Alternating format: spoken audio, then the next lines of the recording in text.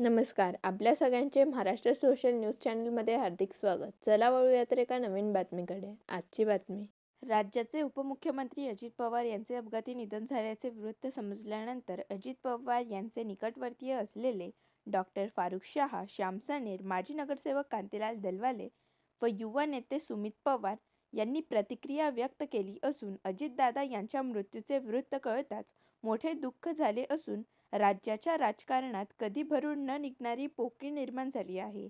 अजित पवार हे आज आपल्यात नसले तरी त्यांच्या विचारांच्या रूपाने ते कायम आपल्यासोबत राहतील आणि त्यांचा विचार हा आम्ही पुढे नेण्याचा नक्की प्रयत्न करू, अशी प्रतिक्रिया राष्ट्रवादीच्या पदाधिकाऱ्यांनी व्यक्त केली.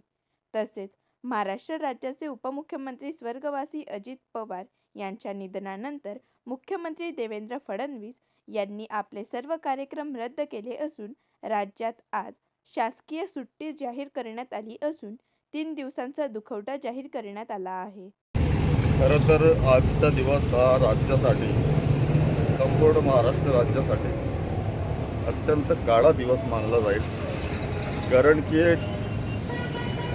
शाहू फुले आंबेडकर या विचारावर चालणारा आणि राज्याच्या जनतेसाठी अहोरात्र झटणारा एक कोहिनूर हिरा हरपलेला आहे आणि महाराष्ट्र राज्याच्या राजकारणात एक मोठी पोकळी निर्माण झालेली आहे.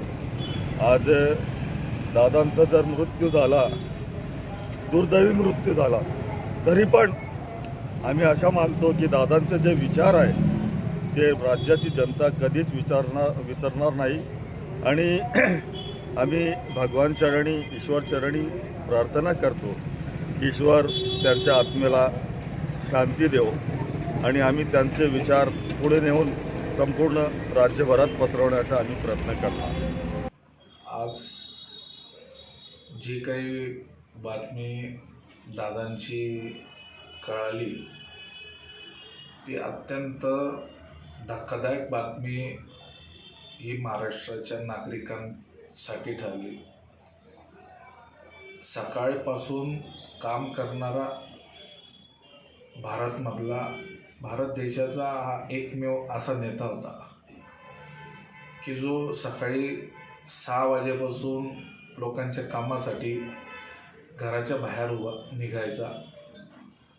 आज ह्या घटनेने राष्ट्रवादीच्या कार्यकर्त्यांना आणि महाराष्ट्राच्या जनतेला पोरकं झाल्यासारखं म्हणावं आणि दादा आम्हाला सर्वांना पोरकं करूनच गेले. असा नेता महाराष्ट्राला पुन्हा मिळता कामा नये आणि आज मी धुळे जिल्ह्याच्या तमाम नागरिकांकडून आज त्यांना श्रद्धांजली अर्पण करतो. आज 28 जानेवारी सकाळी 9:15 वाजता महाराष्ट्रासह देशाला आदरवणारी घटना घडली. राष्ट्रवादी काँग्रेस पार्टीचे राष्ट्रीय अध्यक्ष, महाराष्ट्र राज्याचे उपमुख्यमंत्री अजितदादा पवार यांचं विमान अपघातात अकाली निधन झालं. दादा गेल्यामुळे जी पोकळी निर्माण झाली ती पोकळी ह्या आयुष्यात तरी भरून न निघण्यासारखी पोकळी आहे. त्याला अजितदादांच्या स्मृतीस राष्ट्रवादी काँग्रेस पार्टी धुळे शहर जिल्ह्याकडनं तसंच माजी आमदार फारुख शाह साहेब यांच्याकडनं भावपूर्ण श्रद्धांजली.